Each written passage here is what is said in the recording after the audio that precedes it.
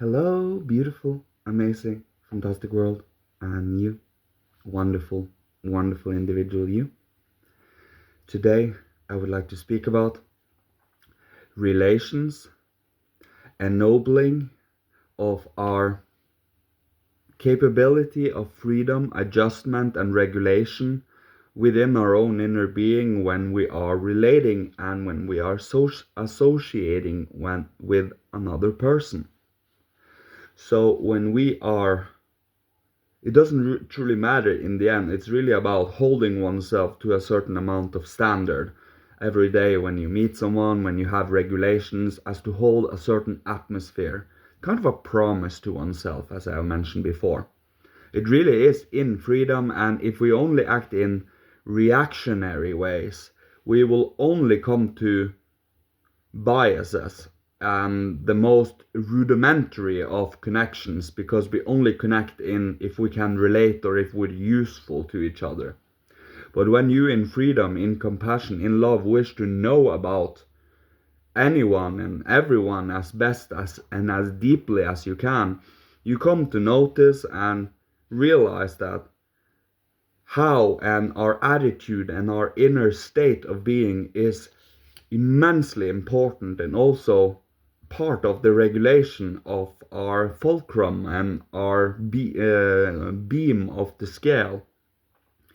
So holding compassion, love, warmth, but also having a certain wish and a longing to hold these things, for that is often where these things originate from.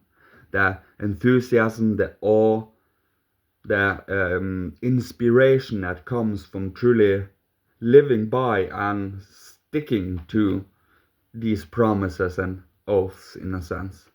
Now they are not oaths and promises as in dry and dreary laws.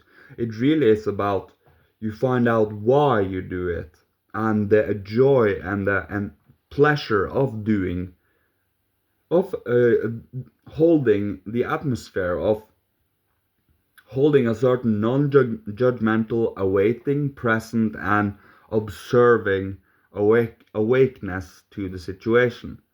So the more we do this, it is at first conscious, and it's a conscious thing. You are doing it first. Over time, it will become autonomous. That is what you will come to prefer, probably, if you come to realize that pain when you bring pain to others and joy when you bring joy to others type of situation. It really is very much a sense and an inner compass of what is and what is preferable when we build relations and we meet other people.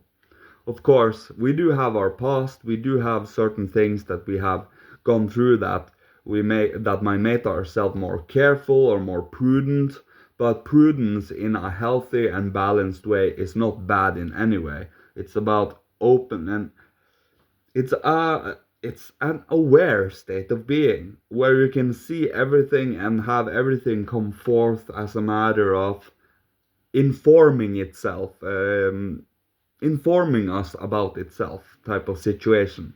And that is why we are awake, aware, and you will be surprised of how flexible we can be in this awake and ever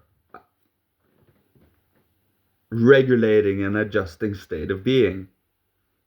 So you, through meditation, through coming to the present moment, through being here, seeing both your thoughts, your feelings, see others' thoughts and feelings by, well, their facial expressions and how you are mirroring feelings and so on. It's an art in many ways. It requires us to continuously cultivate and master it over time.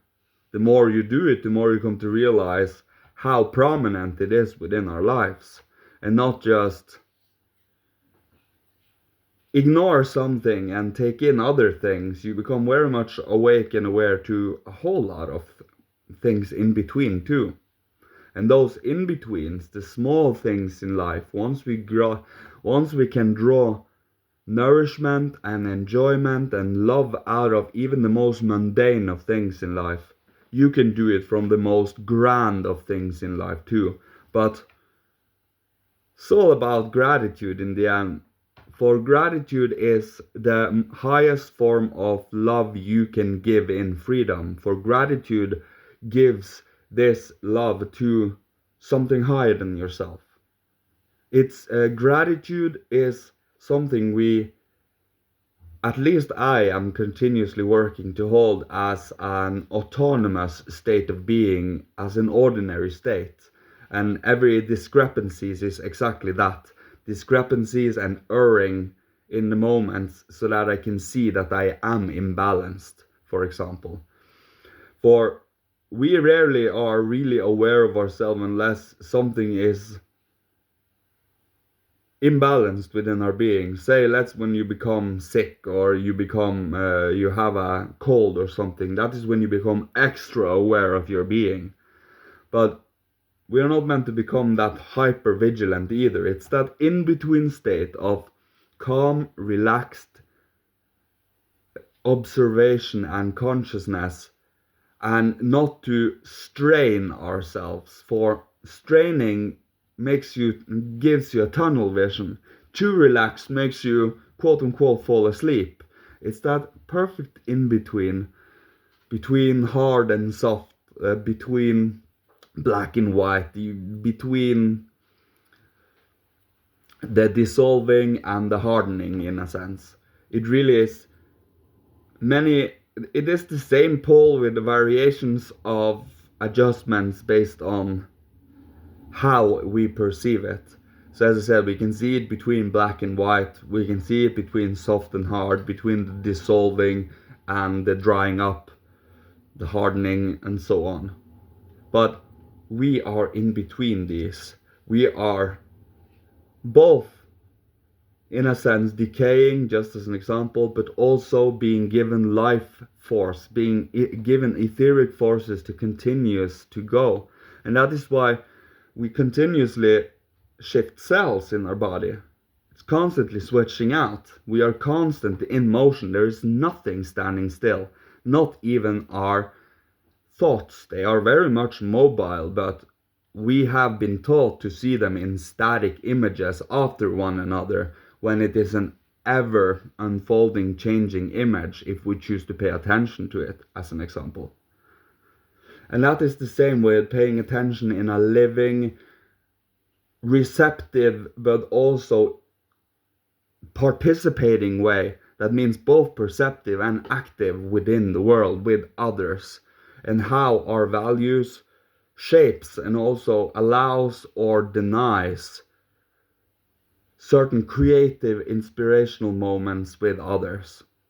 It's all about how can we make this moment more enjoyable, or are we willing to do it, and so on. Personally, I have always liked to have a moment playful, being a little mischievous, not taking life too seriously. For once we take seriously what should not be taken serious, and not take serious what should be taken serious, is when we have to clear up in a lot of mess over time. Of course, that is how we grow, that is how we learn, but we try to not add on to more and more. We try to at least be in some way, shape or form, part of holding a certain balance as a means of inner freedom. We wish to do so. We kind of want to do so. And that is why we do so. So it really is the attitude with what we participate with. So I think I will leave you with this today. Thank you so much for listening to me. May Father, Holy Spirit, Christ, Michael, ancient masters of old, and ancestors from every incarnation, bless, protect, guide, and love you on your beautiful, unique, amazing journey, and may you be provided for with all that you need to survive, live, thrive, being creative, inspirational, and healing to the world, so others can choose to follow when the time is right and the courage is at most high. So, Thank you so much. Love you, my dear sibling. See you. Goodbye.